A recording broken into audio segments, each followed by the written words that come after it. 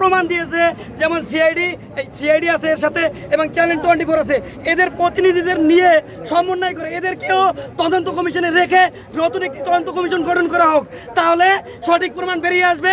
আমরা এটা বিশ্বাস করি। আমরা চাই সিআইডি যেই প্রতিবেদনে বলেছে তাদের কাছে যথেষ্ট প্রমাণ আছে, কিন্তু বিবিসি তাদেরকে কোনো হেল্প করতেছে না। এবং চ্যানেল 24 তাদের প্রতিবেদনে প্রকাশ করছে যে প্রশ্নবাস হয়েছে এবং তাদের কাছে যথেষ্ট প্রমাণ আছে, তাদেরকেও পিএসসি থেকে কোনো হেল্প করা হচ্ছে না।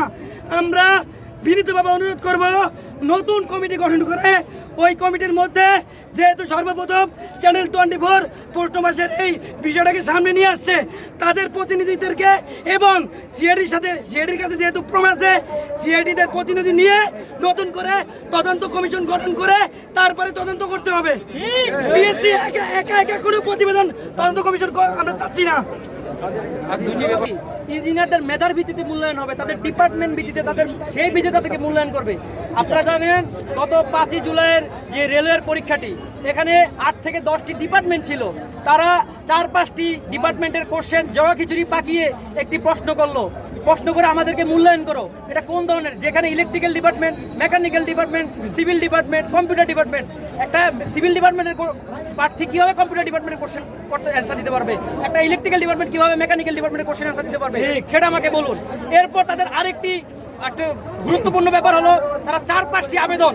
দেখেন আমরা বেকার, আমাদের 3000 টাকা, আমরা 3000 টাকা, আমাদের এই যে আমরা যে বেকার, আমরা মেধাবী, আমাদের 1 মাসের খাবার 3000 টাকা, 90 বেলার খাবার, এই 90 বেলার খাবার দিয়ে আমরা আবেদন করি, অথচ আমাদেরকে তারা একটি পরীক্ষার মাধ্যমে মূল্যায়ন করে।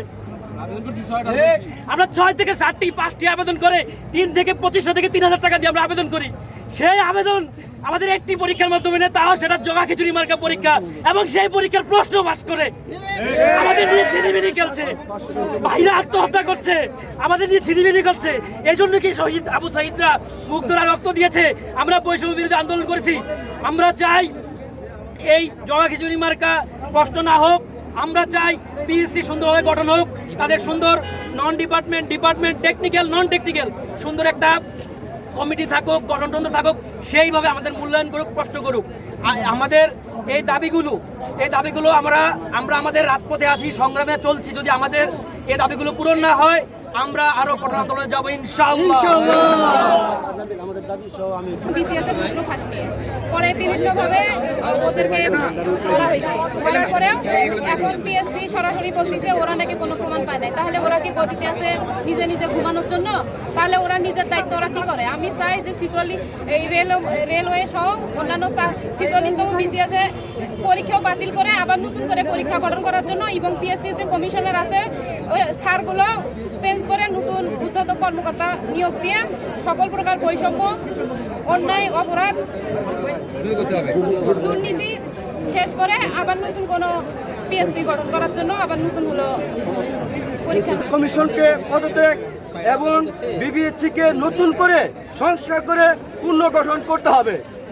5 জুলাইয়ের অনুষ্ঠিত রেলের উপসহকারী প্রকৌশলী পদের পরীক্ষা বাতিল করে পুনরায় দ্রুত সময়ের মধ্যে পরীক্ষা গ্রহণ করতে হবে। ঠিক রেলওয়ে সহ অন্যান্য প্রশ্নফাঁসকৃত সকল পরীক্ষার প্রশ্নফাঁসের সাথে জড়িতদের সঠিক তদন্ত সাপেক্ষে আইনের আওতায় নিয়ে আসতে হবে। ঠিক আবেদন ফি কমাতে হবে। টেকনিক্যাল পদের ক্ষেত্রে আলাদা ডিপার্টমেন্টের জন্য আলাদা প্রশ্ন এবং আলাদা পরীক্ষার মাধ্যমে মূল্যায়ন করতে হবে। প্রকাশিত সকল পরীক্ষা দ্রুত সময়ের মধ্যে সম্পন্ন করতে হবে। একটি আবেদনের বিপরীতে একটি পরীক্ষার প্রয়োজনীয় ব্যবস্থা গ্রহণ করতে হবে। এই দাবি সমূহ যদি আমাদেরকে না মানা হয়, তাহলে আমরা কঠোর থেকে কঠোর আন্দোলনে হুঁশিয়ারি দেব ইনশাআল্লাহ।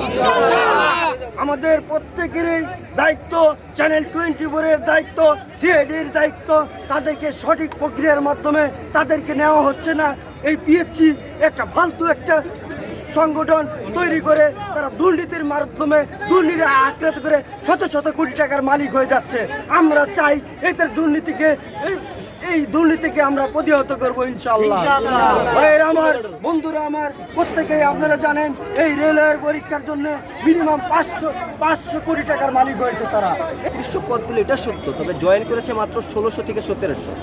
এখন আমরা সোরাব স্যারের সাথে কয়েকবার দেখা করে বলছি যে স্যার, যারা চাকরি করতে চায় না, মানে যারা নবম গ্রেডে আছে বাট 11-12 গ্রেডে যারা আবেদন করেও চাকরি করবে না, এদেরকে স্যার আপনি কোনো একটা ব্যবস্থা করেন। কিন্তু সেটা না করে তারা এমন সিস্টেম রাখলো যেখানে আদৌ দেখা যাচ্ছে যে মানুষ চাকরি পাচ্ছে না এবং পদও খালি যাচ্ছে। এটা হলো 2023 সালের বিধির অপকারিতা। এবং আমার পরবর্তীতে 43 BCS যারা ভাইয়েরা, তাদেরকে ক্যাডার নন ক্যাডার একসাথে রেজাল্ট দেওয়ার কারণে তাদের যথাসম্ভব পদ আসে না, যে কারণে তারাও চাকরি থেকে বঞ্চিত হলো। কিন্তু সাদিক স্যারের কমিশনারের আমলে পদগুলো সংগ্রহ করার পর প্রথমে নবম গ্রেড সুপারিশ করতো, ধরেন নবম গ্রেডে 100টা পদ আসলো, যা সুপারিশ করলো 80 জন জয়েন করলো, 20 জন করলো না, তখন ওই 20 জনকে আবার পরের লিস্ট থেকে নিত। কিন্তু আমাদের সময় এটা না করে একবারে তারা রেজাল্ট দিয়ে দিল, যার ইচ্ছা সে চয়েস লিস্ট দিয়ে পদগুলো নষ্ট করলো, কিন্তু তারা জয়েন করতেছে। মানে একটা হাইব্রিড সিস্টেম, যে আদত দেখা যাচ্ছে যে পদ আসতেছে কিন্তু পদও আসতেছে না, বেকাররা জয়েনও করতে পারতেছে না। এটা হচ্ছে 41তমতে সে সমস্যা করছে। 43তমতে তারা কি করলো, ক্যাডার নন ক্যাডার একসাথে রেজাল্ট দিল এবং তাদের জন্য পর্যাপ্ত পদ আসার সুযোগ করে দেয়নি। তার মানে আমি কি দেখছি যে 40 BCS এখানে ঝামেলা হয়েছে, 41-এও ঝামেলা হয়েছে, 43-এও ঝামেলা হয়েছে। তিনি আসার পরে কোনো নন ক্যাডার থেকে সুষ্ঠুভাবে তিনি নিয়োগ দিতে পারেন এবং প্রত্যেকবার আমরা আন্দোলনে নামছি। এ থেকে আমরা বুঝতে পারি তিনি আসলে নন ক্যাডার সিস্টেমটাকে ধ্বংসের জন্য এখানে এসেছেন। কি চান আপনাদের দাবি? আমাদের দাবি হচ্ছে যে 23 সালের যে বিধি সেটা বাতিল করতে হবে। বাতিল করে আমাদের অধিক সংখ্যক লোক যেন নন ক্যাডার থেকে চাকরি পায় সেই ব্যবস্থা করতে হবে। যেমন আমি 41-এর প্রতিনিধি হিসাবে আমি বলতে পারি যে আমাদের 3100 পদ আসার পরে জয়েন করছে 1800-র মতো, তো বাকি পদগুলো আমাদেরকে দিক। আমাদের তো মানে তারিখওয়ারি সিস্টেম করছে যে BCS এর নামে পদ আসবে ওই BCS-কে ওই পদ দিতে হবে। তো আমাদের তো 1800 লোক জয়েন করছে, বাকি আমরা চাকরি পাই নাই 5000 লোক, তো আমাদেরকে 1400 পদ দিক। ঠিক তেমনি এই ভাইদেরকে ক্যাডার অন ক্যাডার রেজাল্ট একসাথে দিতে হবে, এটা তো কোথাও বলা নেই। এটা উনি 1 বছরে BCS শেষ করবে, এই জন্য উনি করে ওনাদের ভবিষ্যৎ নষ্ট করে দিয়েছে। যদি ওনাদেরকে আরও 5 মাস সময় দিয়ে আরও কয়টা পদ কালেক্ট করে তাদেরকে চাকরি দিত, তাহলে তো আজকে আমাদের এই রাস্তায় নামতে হতো না।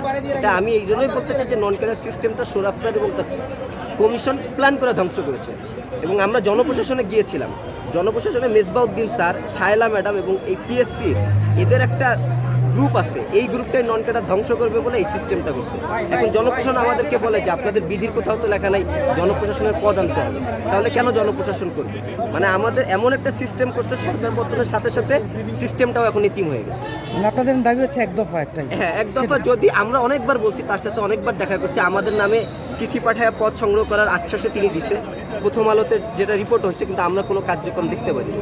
আমরা সত্যি বলায় ঘুরতেছি, জনপ্রশাসনে যাচ্ছি, আমরা এখানে যাচ্ছি, আমরা সব জায়গায় যাচ্ছি, কোথাও আমাদেরকে তারা কোনো ব্যবস্থাই করতেছে না। যে কারণে আমরা আজকে এখন এখানে দাঁড়াইছি, এক দফা দিছি যে আমাদের দাবিটা পূরণ চাই, ওনাকে নন ক্যাডার সিস্টেম ধ্বংস এবং পোস্টাল পাশের দায় মাথায় নিয়ে তাকে পদত্যাগ করতে হবে।